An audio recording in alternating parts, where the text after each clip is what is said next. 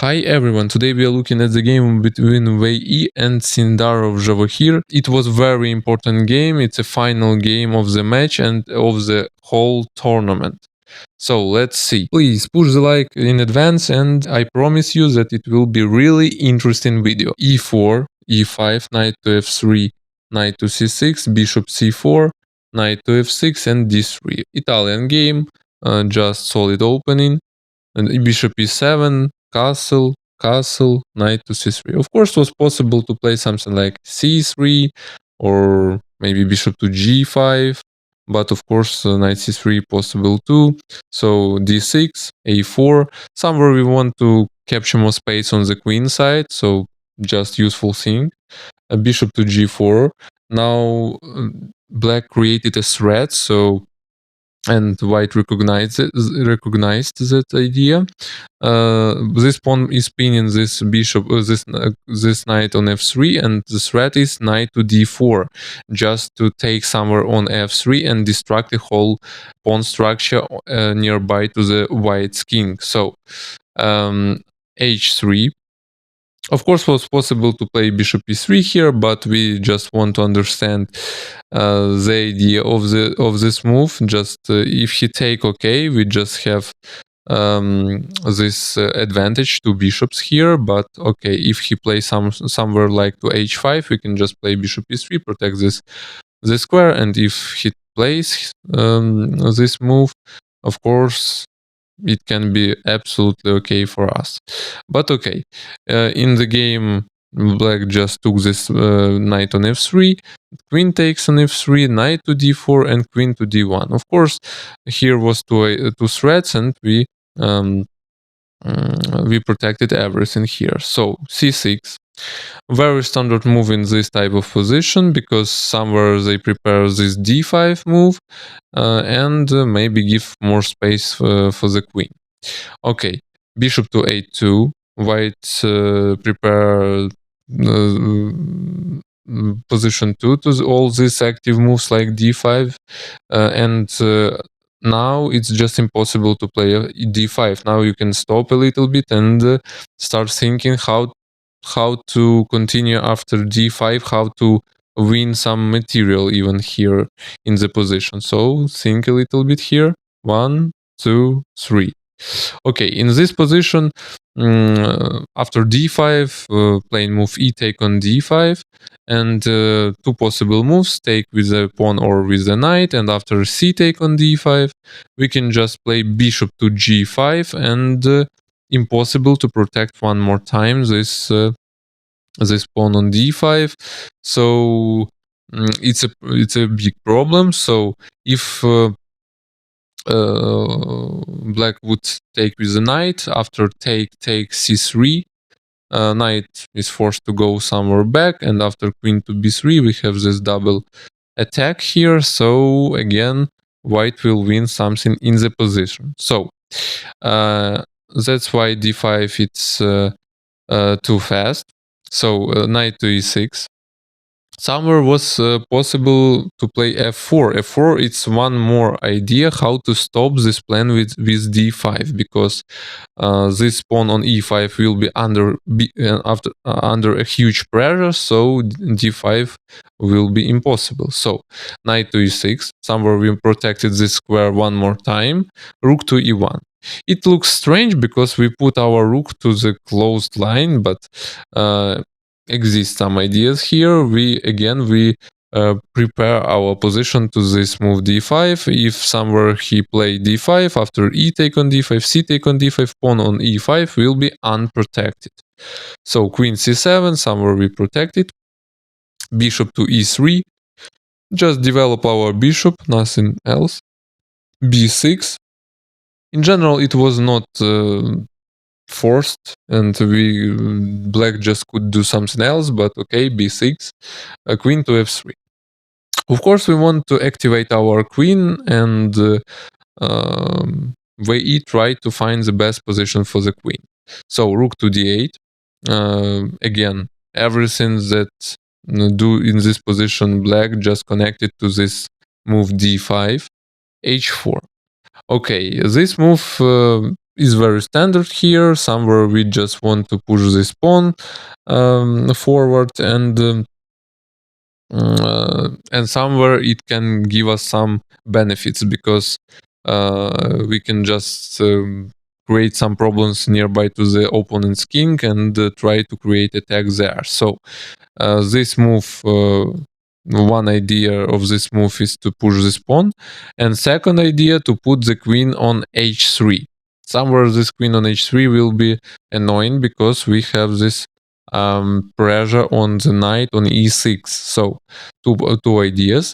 Queen to d7, protect it one more time, the knight on e6, and somewhere one more time, queen will help to prepare this d5 move. Queen to h3 to keep more pressure. So rook to e8, and bishop takes on e6. It's okay. We just want to capture this advantage of better pawn structure, and white just do it. So yeah, f take on e6. Sindarov want to keep this queens on the board.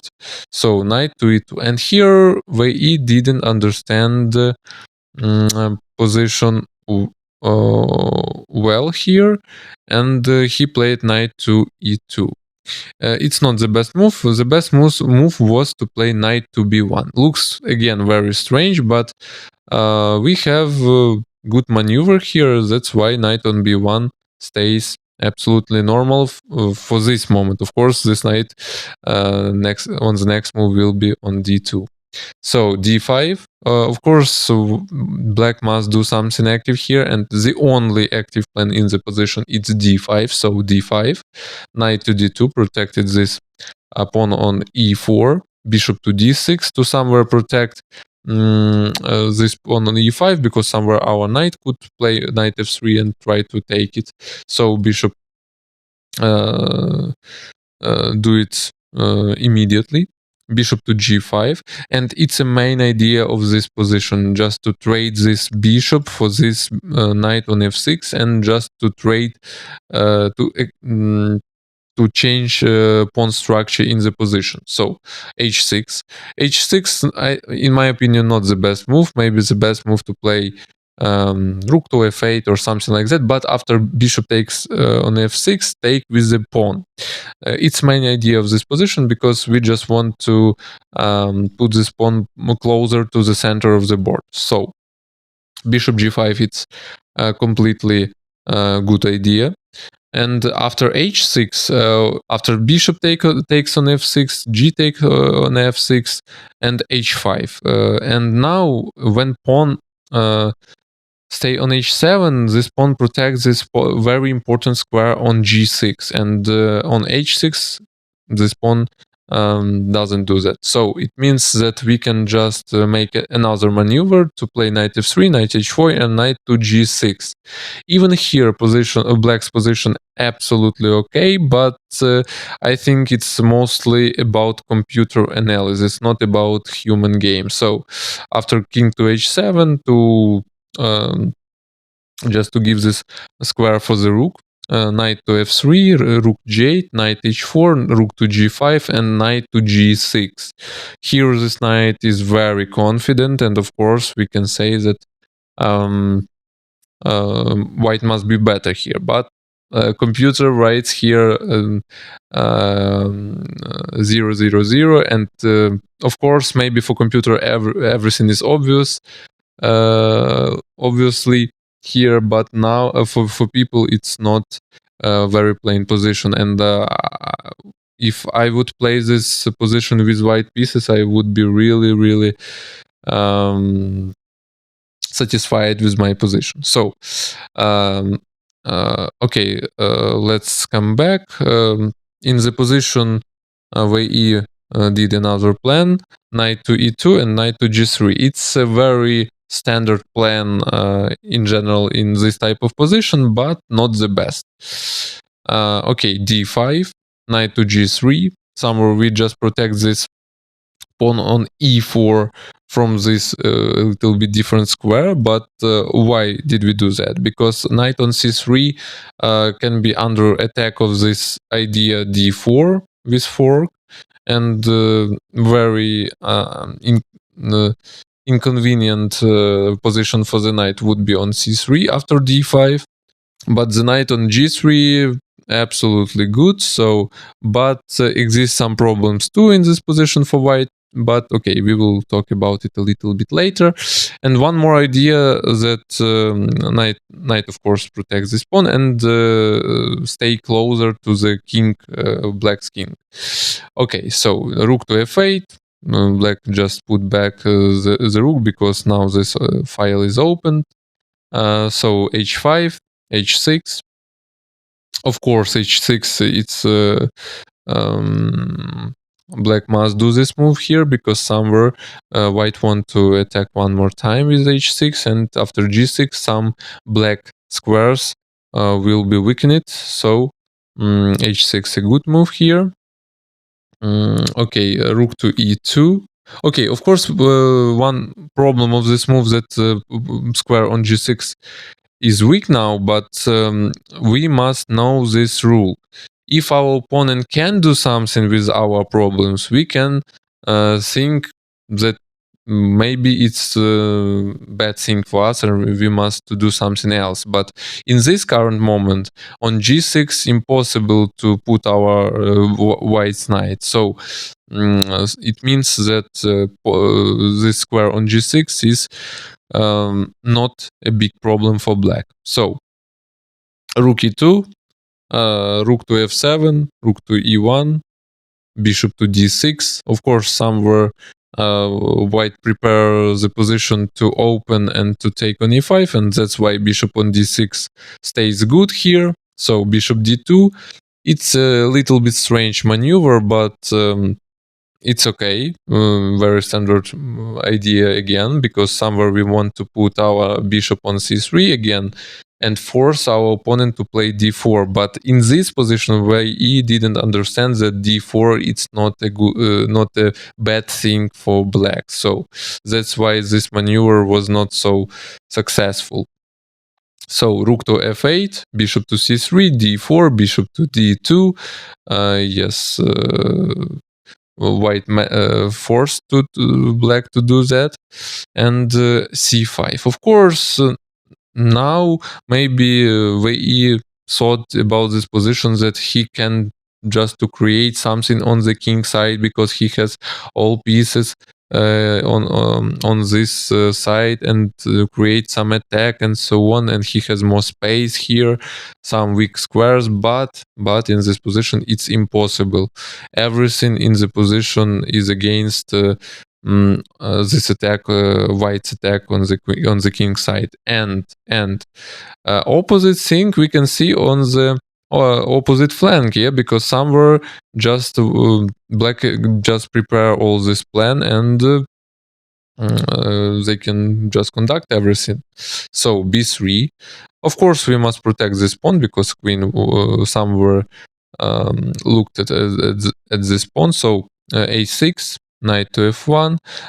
We of course understood that knight on g3 is completely strange piece here because it doesn't do something important in the position. So knight to f1, queen to e8, and rook to a1. Somewhere this rook wait for any active possibilities from the black side. So rook to e7 protected this pawn on e6, knight to g3. Again, he just maybe. Okay, I wanted to say that maybe better was to play knight to h2 and continue the plan how it was in the game, but here it was impossible because knight and the queen attacks this pawn, and we must protect it. So g4 it was not a good move too, because after maybe knight to h7 to protect this square from the g5 move and opening the position, this rook will come back to f7, and now we can see that this backward pawn on f2 will be under strong pressure. So only black can create something here and win this game. That's why g4 it's too active, too bad move here. Okay, knight g3, queen to c8. Somewhere, of course, some maneuvering, but main plan is b5, c4, and just to open second flank to active game. So knight to f1, b5, knight to h2. Of course, Wei here understood that he did something wrong in the opening, and he was ready to uh, to to come back to this position and make a draw. But of course, Sindarov was not ready to make a draw here. So b5, knight to h2, c4. He prepared everything and he conducted this plan. A take on b5, a take on b5, b take on c4, and b take on c4. It's a very, very important moment because if we take it first here, we keep these two pawns on the board, and it's a big problem for white in long terms because maybe a few dozens moves later, black pieces will be more active, and somewhere this pawn will be under strong pressure. So we must trade all our potential problems in the position. So a take on b5, a take on b5, b take on c4, b take on c4, and here after this trade, we will have only one problem in the position, this pawn on d3, but pawn on a4 just disappeared. So knight to g4, just want to trade this knight because knight to h2 was strange again. c3. Okay, Sindarov wanted to keep more pawns on the board and capture more space here and so on, and that's why he played this move. But yes, he has some he has strong initiative here, but it's not winning yet, and even not even close. So knight takes on f6, rook takes on f6, bishop e1, rook to f7. Somewhere we want to activate our two rooks and to start our attack on this pawn on c2. So f3. Somewhere we open for our bishop this diagonal and just put our pawn on protected square. So rook to a7, rook to d1, rook to a2, bishop to h4, rook to b7. Like I said you before, black just want to activate two pair of rooks. So b queen to g4, okay, king g2, queen f7, g3, rook to b2, and rook to c1. Here we have one interesting moment because in general, yes, everything good in black's position, but hard to increase this tension. Yes, we must, if we want to increase this tension, we must to attack it one more time. We can attack it only with the queen, and it means that we must make two moves, yeah, something like that, and start to attack this pawn on c2. But here it's impossible because pawn on e6 is completely weak. That's why it's a big problem for black, and in general the king is not in a very safe position yet because somewhere this king on h7 will be under these attacks like queen to g6, and queen must protect these two squares. Oh, sorry, these two squares, and it's annoying um, for this very strong piece like a queen. So if we play rook to a3 and go somewhere with our rook, this rook will go somewhere else too, and impossible to increase this tension on c2 again in the position. So after king to h7, king g2, rook to b8, he tried to just to move somewhere, yeah, because really hard to understand what to do with black pieces here. Rook to b7 and f4. Wei Yi understood right everything, that he must make something aggressive here, and that's why maybe the best idea was here for Sindarov to just wait, just to play king to h8 and just to have this position. But to keep this rook on c1, because a little bit later it would be possible to put the rook on f2 and protect from this second rank, and this rook on f2 will help us to create our counterplay on the king side. So that's why okay, that's why he understood everything right, and he just started creating all these active possibilities on the king side. F4, e take on f4, everything right. And after e5, Sindarov didn't understand position right, because the best possibility here was to play something like bishop takes on e5, sacrifice the bishop, and after the rook takes on e5, rook takes on c2. Impossible to play rook e2. 2 seconds. You can solve this plain puzzle. 1, 2, 3. Okay, rook e2. It's a bad move after takes rook to b2 and the queen under the pin. So it's a bad idea.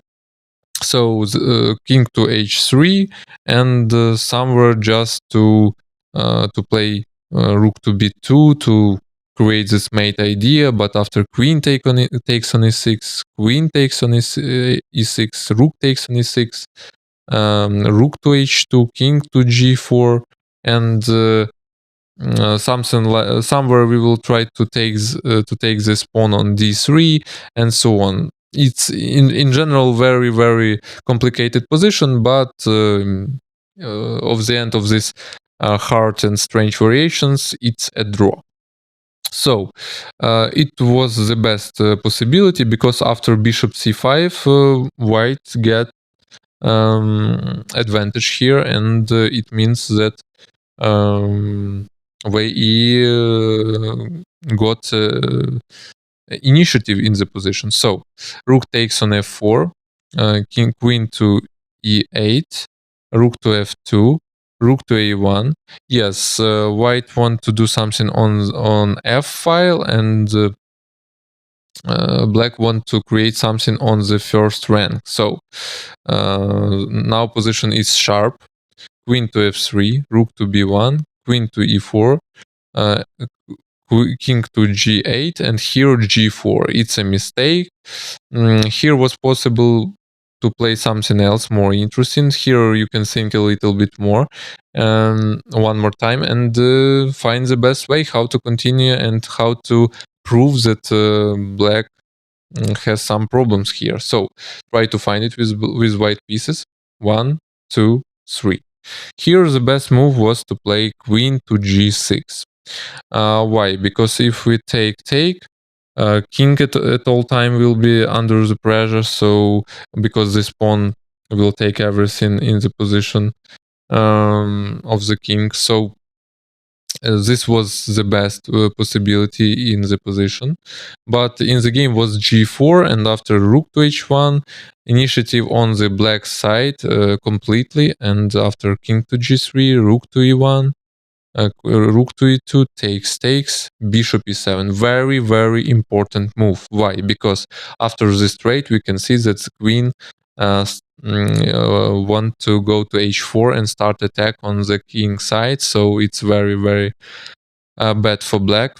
And after a few moves, just Sindarov won the game, because rook to e1, queen to g2, queen to g5, king to g3, and queen to e3 with a winning position, because we can just take the rook, or even take more. If he plays something like that, we can play rook to e2 and pin this queen to g2 and win the game. So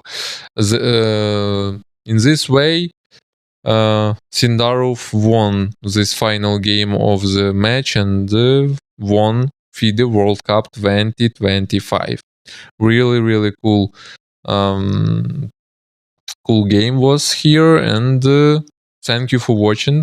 See you in the next video. Goodbye.